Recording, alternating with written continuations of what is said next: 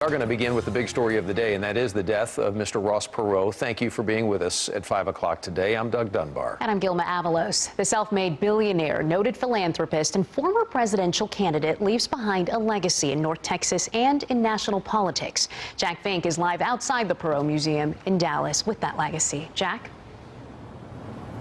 Well, Gilma and Doug, I spoke with Russell Verney, a close friend who served in both of Ross Perot's presidential campaigns, and he told me today that the DFW area lost a giant of a man.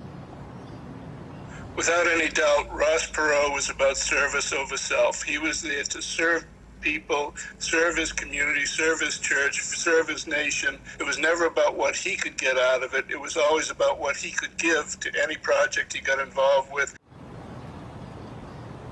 Verney was a senior political advisor to Perot during the 1992 presidential race and was his campaign manager when he ran again in 1996.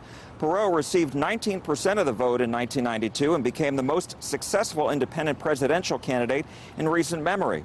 Many Republicans blamed him for causing President Bush to lose to Democrat Bill Clinton. Perot used his success as a self-made businessman as part of his campaign, focused on runaway spending on Capitol Hill, and campaigned against the NAFTA trade deal with Canada and Mexico, saying he wanted to keep manufacturing jobs in the U.S. It was very new. He did a lot of trailblazing in his campaign in 1992. One of the things he did, instead of 30-second attack ads against his opponents, he ran 30-minute infomercials to educate the public. Now, Perot gave a lot of money to charitable causes and his time, and there was really one cause that was very close and dear to him that made one of his friends cry today. We'll tell you about that coming up at 6. Live in Dallas, Jack Fink, CBS 11 News. So much about the man that so many did not know. Jack, thank you. Look forward to that piece at 6 o'clock. Meanwhile, we know tributes for Mr. Ross Perot have been pouring in through the entire day. Too many to mention, but a few for you.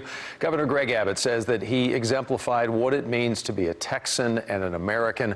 Born into extreme poverty, the governor wrote, Perot rose up to become one of the nation's most successful entrepreneurs and an exemplar of the American dream. Dallas Cowboys owner Jerry Jones weighed in his statement today. He was truly an original. He will be greatly missed. And I had the fortunate opportunity to share quite a number of conversations over the years with Mr. Perot in my time here in North Texas. This picture was a couple of years ago.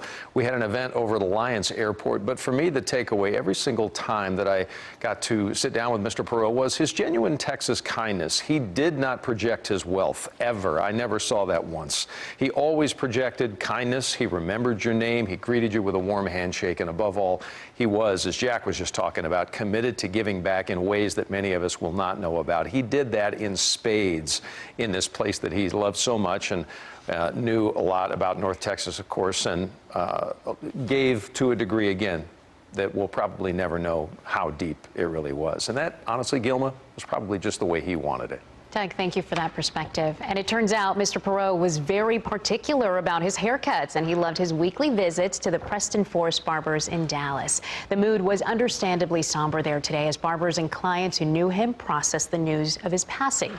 He'd been getting his haircut at the same place since the late 60s, we're told. The owner of the shop, Lance Nail, says it was a treat for everyone there whenever he'd stop by for his weekly cut. We'll all miss him. You know, he's always been very friendly, very nice. When he comes in, he engages people, whoever wants to talk to him. And like I said, I've known him since the 70s, and he's always been just a perfect guy. And a photo of Perot and his son, Ross Perot Jr., adorns the space in front of the chair that he'd sit in. We do have more on the life and legacy of Ross Perot right now on CBSDFW.com.